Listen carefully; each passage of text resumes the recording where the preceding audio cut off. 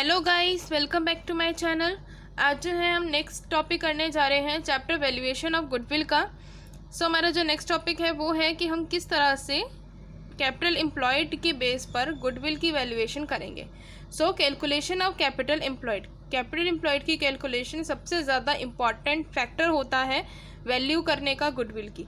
ठीक है, अब यहाँ पर कुछ फॉलोइंग पॉइंट्स दे रखे हैं जिनको कंसीडर करना होता है जब हम कैपिटल एम्प्लॉयड के बेसिस पर गुडविल को कैलकुलेट करते हैं।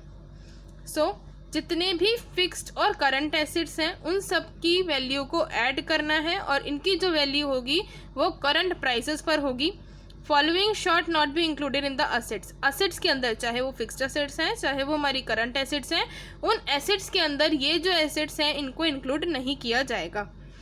फिक्टिशियस एसेट्स हैं जैसे हमारी शेयर इशू एक्सपेंसेस हो गए, अंडर राइटिंग कमीशन हो गई, डिस्काउंट हो गया इशू ऑफ शेयर्स का या डिबेंचर्स का, या आपके एडवर्टाइजमेंट एक्सपेंडिचर हो गए, इन सबको इंक्लूड नहीं किया जाएगा असेट्स के अंदर।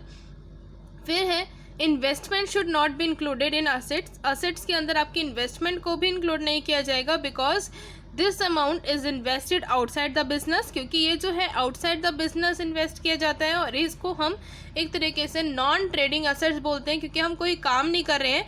बिजनेस जो पर्सन है वो कोई काम नहीं कर रहा, वो अपनी खुद की कुछ सेविंग्स को उठाकर इन्वेस्टमेंट कर रहा है, बाहर इन्वेस्टमेंट कर रहा है, तो उसको हम इनकी बिजनेस की असेट्स के अंदर इंक्लूड नहीं करेंगे।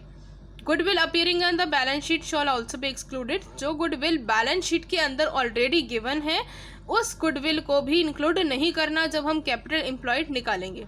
ठीक है, आउट ऑफ टोटल एसेट के केस में जितनी भी लाइबिलिटी ड्यू हैं आउटसाइड पार्टीज़ की उनको डिडक्ट करेंगे, लाइक हमारे जो डिबेंचर्स हैं या क्रेडिटर्स हैं या बिल्स पेबल हैं या बैंक ओवर ड्राफ्ट है या टैक्सेशन कोई प्रोविजन है, उन सबको हमने डिडक्ट करना होता है।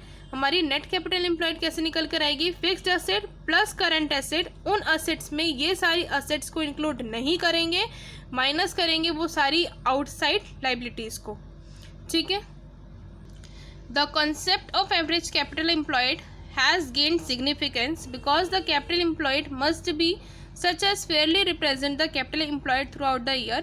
यहाँ पर हम लोग क्या निकालते हैं? एवरेज कैपिटल एम्प्लॉयड निकालना होता है। तो कैसे निकालते हैं? इसके दो फॉर्मूले हैं।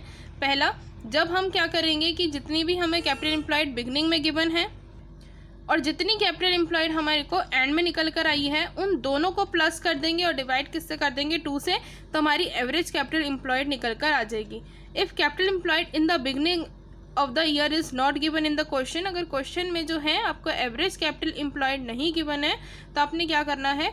जो भी capital employed at the end है वो लेनी है, माइनस करना है 1/2 of the current year profits, यानी half of the current year profits जो भी कंपनी ने अर्न किए होंगे वो वाले करने हैं। ठीक है, half of the profits are deducted on the assumption that profit has been earn evenly throughout the year. The logic of deducting half of the profit can be explained by an example। यहाँ पर क्या बोला है कि इसका ये logic लगाना है कि जो प्रॉफिट्स हैं वो पिछले जो हमारे जितना भी ईयर अभी चल रहा है उस ईयर में इवनली यानी एक कांस्टेंट रेट से ही अर्न किए गए होंगे। ठीक है, अब यहाँ पर एक एग्जांपल से समझते हैं कि इसको डिडक्ट करने का क्या लॉजिक बना। Let capital in the beginning हमारी कितनी थी? 1 lakh, and let there be a profit of 12,000 during the year so that capital at the end कितनी हो गई होगी? 1,12,000। तो यानी यहाँ पर कैपिटल एट द एंड में ही इंक्लूड है। So in this case average capital employed क्या होगी? 1 लाख प्लस 1,12,000 डिवाइडेड बाई 2, 1,06,000। अगर ओपनिंग कैपिटल मान लो इस क्वेश्चन में नहीं गिवन होती और हमें क्लोजिंग ही दी होती तो हम क्या कर देते? 1,12,000 माइनस 1/2 ऑफ 12,000, क्योंकि ये वाला जो है यहाँ पर हमने क्या करा था? डिवाइड करा था किससे? 2 से, तो ये 2 क्या हो गया? यहाँ पे 1/2 ही हो गया। ठीक है, हाफ ही तो हो गया ना। और उसमें हमारा जो ये एंड का था 1,12,000, इसके अंदर क्या था? 12,000 का प्रॉफिट ऐड था। ठीक है ना, तो इसलिए प्रॉफिट का हाफ लेकर जो हमारी कैपिटल एट द एंड है उसमें से प्रॉफिट का हाफ माइनस कर दिया तो भी आंसर हमारा 1,06,000 ही आएगा। अब यहाँ पर क्या बोला कि average capital employed is ascertain and used on a logic that the profits earn during the year are reemployed into the business, कि जो भी प्रॉफिट अर्न किए जाएंगे वो दोबारा से बिजनेस के अंदर री एम्प्लॉयड किए जाएंगे। री एम्प्लॉयड का मतलब है कि दोबारा से उस प्रॉफिट को बिजनेस के अंदर ही यूज़ किया जाएगा। And thus more and more capital was used to earn the profit. इसी तरह से हर एक मंथ में या हर एक ईयर में उन प्रॉफिट को ऐड करते करते उस बिजनेस में और प्रॉफिट को अर्न किया जाता है। In the above mention case जो कैपिटल एम्प्लॉयड बिगनिंग में थी ईयर की 1 lakh, so due to profits उसको इंक्रीज कर दिया गया 1000 पर मंथ, यानी 12,000 रुपये आई थी। तो हमारे एक साल में कितने महीने होते हैं 12, तो कितना निकल कर आ गया 1000। तो 1000 कितना हो गया पर मंथ, यानी पर मंथ जो प्रॉफिट है उन्होंने 1000 रुपीज़ अर्न किया होगा on the average basis, so that it become, जब वो क्या बन गई capital at the end of the year 1,12,000। As such जो एवरेज कैपिटल एम्प्लॉयड है पूरे साल की वो कितनी है 1,06,000 rupees on the average basis. ये क्योंकि हम एवरेज निकाल रहे हैं तो एवरेज बेसिस पर ही की गई होगी, ठीक है। For valuing goodwill some accountant जो है नेट कैपिटल एम्प्लॉयड का कॉन्सेप्ट यूज़ करते हैं और अदर्स जो हैं वो कॉन्सेप्ट यूज़ करते हैं एवरेज कैपिटल एम्प्लॉयड। सो जो यूज़ जो होता है कैपिटल एवरेज कैपिटल एम्प्लॉयड का वो ज़्यादा लॉजिकल होता है, बिकॉज ये जो है एक फेयर या ट्रू कैपिटल इन्वेस्टमेंट जो हुई होगी पूरे साल के अंदर उसको रिप्रेजेंट करता है। तो यहाँ पर इन्होंने यही बोला है कि अगर क्वेश्चन में कभी भी मेंशन नहीं है कि आपको कौन सा मेथड यूज़ करना है, नॉर्मल नेट कैपिटल एम्प्लॉयड का करना है या एवरेज कैपिटल एम्प्लॉयड का करना है, तो उस केस में आप हमेशा एवरेज कैपिटल एम्प्लॉयड का ही करेंगे, ठीक है। और अगर आप नेट कैपिटल एम्प्लॉयड का कर रहे हैं तो वहाँ पे क्वेश्चन का जब आप आंसर करेंगे तो वहाँ पे नोट डाल देंगे कि हम ये वाला मेथड यूज़ कर रहे हैं।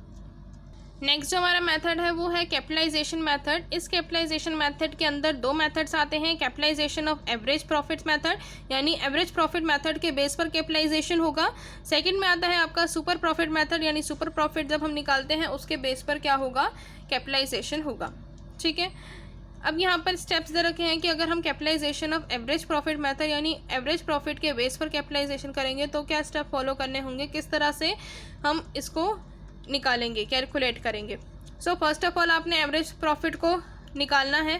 जो भी मेथड एवरेज प्रॉफिट निकालने के लिए आपने यूज़ किया था सेम वैसे ही आपने एवरेज प्रॉफिट को निकालना है। अब उसके बाद average profits are capitalised on the basis of normal rate of return. Normal rate of return के अकॉर्डिंग एवरेज प्रॉफिट्स को कैपिटलाइज किया जाएगा। अब यहाँ पर क्वेश्चन दे रखा है कि अगर आपके एवरेज प्रॉफिट बिजनेस के क्या है 40,000 है और नॉर्मल रेट ऑफ रिटर्न कितना है 10%, तो आपने कैपिटलाइज कैसे करना है, आपका 40,000 है 10% है, लेकिन हमने क्या करना है कैपिटलाइजेशन करना है। तो उस केस में क्या करेंगे हम 10 को तो नीचे लिखेंगे और 100 को ऊपर कर देंगे, यानी कि इसका एक रेसिप्रोकल कर देंगे। 10% हम कैसे लिखते हैं 10/100, तो कैपिटलाइजेशन के केस में इसका हम क्या कर देते हैं उल्टा कर देते हैं। यहाँ पर जो वो बनता है फॉर्मूला बनता है वो क्या बनता है average profit into normal rate of profits. Normal rate of return जो होगा वो ले लेना है, ठीक है। फिर गुडविल कैसे निकालेंगे, इसमें गुडविल निकालने के लिए जो आपके ये एवरेज प्रॉफिट्स आए हैं 4 लाख रुपीज़ और एक्चुअल कैपिटल एम्प्लॉयड जितना भी क्वेश्चन में गिवन होगा उसको माइनस कर देंगे तो आपकी गुडविल आ जाएगी, ठीक है। फिर नेक्स्ट इन्होंने बोला कि एवरेज कैपिटल एम्प्लॉयड आपको निकालनी होगी। अगर क्वेश्चन में गिवन है तो बेस्ट है, अगर क्वेश्चन में गिवन नहीं है तो आपको एक्चुअल कैपिटल एम्प्लॉयड निकालना पड़ेगा। उसके बाद आपने डिफरेंस करना पड़ेगा गुडविल का, वही बात बोल रखी है मैंने यहाँ फॉर्मूले से ही आपको समझा दी। Capitalization of super profit method. Super profit method के केस में क्या करेंगे, जो आपका सुपर प्रॉफिट है पहले आप सबसे पहले सुपर प्रॉफिट निकालेंगे। जो स्टेप आपने एवरेज प्रॉफिट मेथड में यूज़ किए हैं वही सेम स्टेप होंगे, बस आपने वहाँ पर क्या लिखना है सुपर प्रॉफिट लिखना है। तो सुपर प्रॉफिट पहले कैलकुलेट करेंगे, उसके बाद आपने क्या करना है नॉर्मल रेट ऑफ रिटर्न से निकालना है। नॉर्मल रेट ऑफ रिटर्न निकालने के बाद आपने एवरेज कैपिटल एम्प्लॉयड को चेकआउट करना है। अगर क्वेश्चन में गिवन है तो ठीक है, नहीं है तो आपने कैलकुलेट करना है जो भी इन्फॉर्मेशन गिवन होगी। उसके बाद आपने गुडविल निकालनी है। गुडविल निकालने के लिए जो भी कैपिटलाइज प्रॉफिट होगा उसमें से एवरेज कैपिटल एम्प्लॉयड माइनस कर देनी है। सुपर प्रॉफिट की जो गुडविल है वो कैसे निकलेगी, यहाँ पर थोड़ा सा चेंज है, आपने सुपर प्रॉफिट लेना है इनटू में 100 by normal rate of profits directly, यानी ये वाला जो हम फॉर्मूला सिर्फ कैपिटलाइज वैल्यू निकालने के लिए कर रहे हैं एपी में, उससे आपकी गुडविल निकल कर आ जाएगी सुपर प्रॉफिट के मेथड में। यानी ये वाला फॉर्मूला आपने सुपर प्रॉफिट के मेथड में यूज़ नहीं करना है in case of super profit method.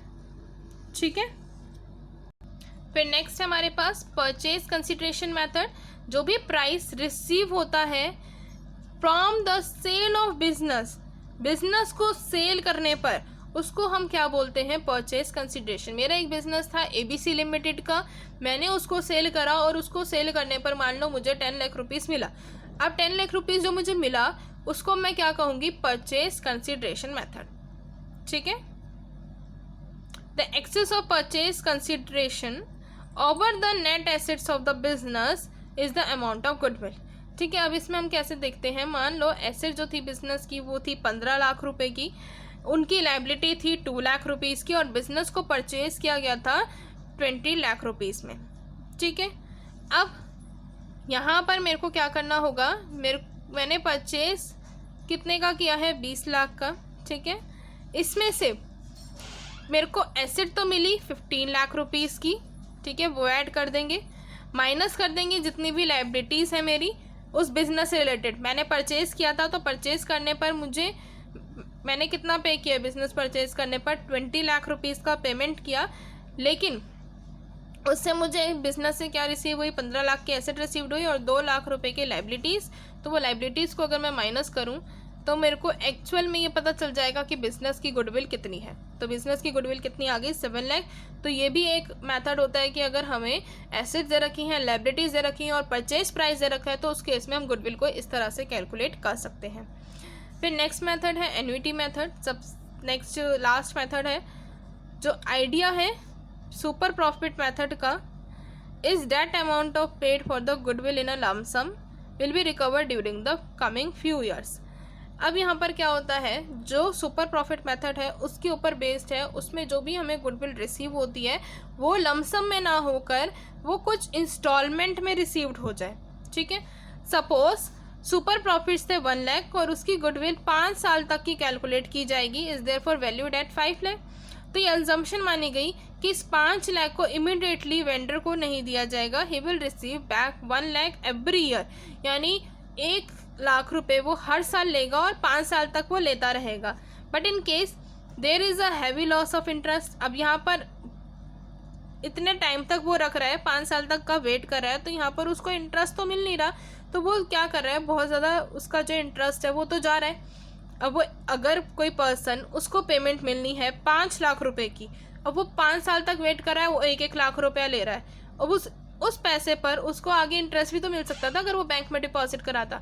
तो यहाँ पर क्या हो जाता था कि उसको इंटरेस्ट का लॉस हो जाता था।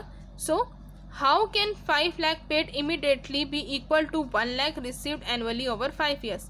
The goodwill should therefore be equally present value of future returns. तो यहाँ पर क्या किया जाता है, एक एन्युटी वैल्यू को देखा जाता है, उस एन्युटी वैल्यू के अकॉर्डिंग उनको साथ ही साथ इंटरेस्ट पे किया जाता है और उस एन्युटी वैल्यू के अकॉर्डिंग यहाँ पर टेबल्स में एन्युटी वैल्यू दी जाएगी और उसके हिसाब से उस प्रेजेंट वैल्यू पर जो भी इंटरेस्ट रेट होगा उस इंटरेस्ट रेट को फिक्स्ड कर दिया जाएगा और उसके ऊपर उसको इंटरेस्ट मिलेगा जो वैल्यू उसको मिल रही है उसके साथ साथ। ठीक है, तो इससे क्या होगा, उसकी गुडविल की वैल्यू भी बढ़ जाती है।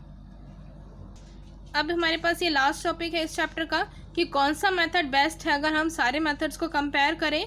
सुपर प्रॉफिट मेथड एक आइडियल मेथड होता है। क्यों होता है, क्योंकि सुपर प्रॉफिट मेथड में आप कैपिटल एम्प्लॉयड को भी कंसीडर करते हैं, क्योंकि बिजनेस सिर्फ और सिर्फ एवरेज प्रॉफिट मेथड पर ही उस पर नहीं टिका रह सकता, क्योंकि एक सिर्फ एवरेज है, हम पक्का नहीं बता सकते। लेकिन यहाँ पर क्या है, सुपर प्रॉफिट मेथड के अंदर कैपिटल एम्प्लॉयड को भी इंक्लूड किया जा सकता है और कैपिटलाइजेशन मेथड के अंदर ये डिपेक्ट होता है कि maximum amount of goodwill depicts, क्या ये बताता है कि मैक्सिमम अमाउंट ऑफ कितनी गुडविल है, so as not to leave any advantage for the buyer, कि बायर के लिए किसी भी तरह की एडवांटेज ना छूट जाए, सारी एडवांटेज उस पर्सन को मिल जाए जो भी बाय कर रहा है।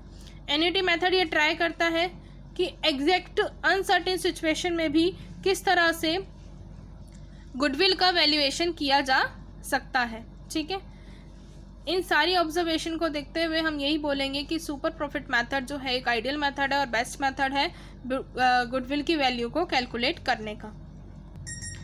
सो यहाँ पर ये चैप्टर कंप्लीट हो जाता है, इसका पूरा थ्योरी पार्ट कंप्लीट हो गया है। सो मिलते हैं नेक्स्ट वीडियो में। Bye bye.